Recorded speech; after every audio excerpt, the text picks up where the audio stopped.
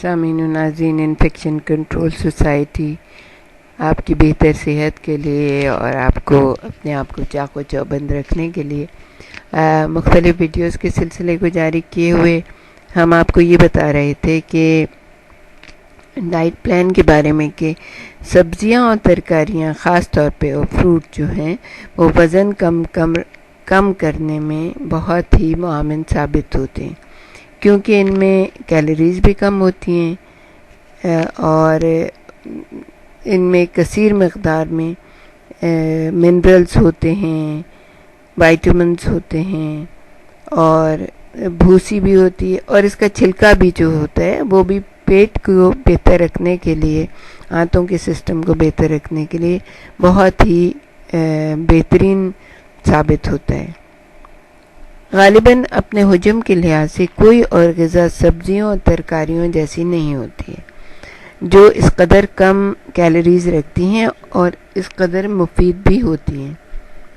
اس زمانے میں کچی سبزیوں کا اتنا زیادہ رجحان نہیں رہا ہمارے جیسے ملکوں میں، لیکن مغرب نے اب اس راز کو پا لی ہے۔ وہاں پہ آپ دیکھیں اگر تو وہاں پہ جو بچوں کو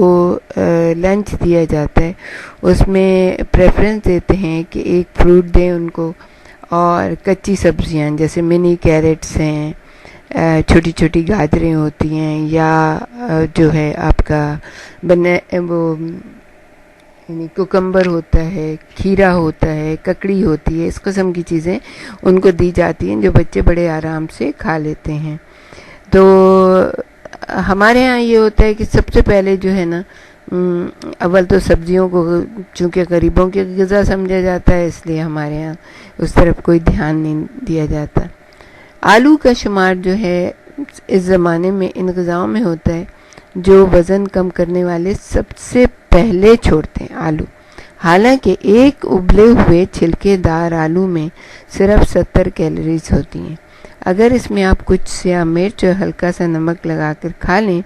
تو یہ انتہائی مزیدار قوت بخش بھی ہوتا ہے۔ اگر لیمن ڈال دیں تو اس میں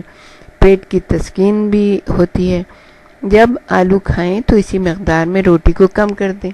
مثلا آپ آدھی روٹی کھا لیں اگر ایک روٹی آپ کھاتے ہیں تو۔ اور دوسری جو سب سے بڑی بات ہم آپ کو یہ بتانا چاہیں گے کہ جو غذائیں ڈبوں میں بند ہوتی ہیں یا کافی دن تک رکھنے کے لیے تیار کی جاتی ہیں، ان کی تیاری میں یا تو ہر قدم پہ شکر ڈالی جاتی ہے یا نمک ڈالا جاتا ہے، اور جیسے کہ ہم نے پہلے بھی بتایا شکر کے بارے میں تو آپ کو خوب پتہ ہے، لیکن نمک کے بارے میں بھی ہم بتا چکے ہیں آپ کو کہ نمک جو ہے نا وہ پانی کو ہولڈ کرتا ہے۔ اگر آپ ضرورت سے زیادہ نمک کھائیں گے تو آپ کے جسم میں پانی کی فراہمی زیادہ ہو جائے گی، اور ویسے ہی پانی جو ہے نا انسان کو پھلا دیتا ہے۔ جیسے مثال کے طور پہ ایک تازہ آپ مٹر کی ایک پیالی لیں، اس میں صرف 25 کیلوریز ہوتی ہیں، لیکن جب ان کو ڈبے میں بند کر دیا جاتا ہے تو یہی کیلوریز جو ہوتی ہیں 45 ہو جاتی ہیں، اور اگر ان کو فریز کیا جائے تو 60 کیلوریز ہو جاتی ہیں۔ اسی طرح ڈبے میں بند پھلوں میں تازہ پھلوں کی بنسبت 3 گنا زیادہ کیلوریز ہوتی ہیں۔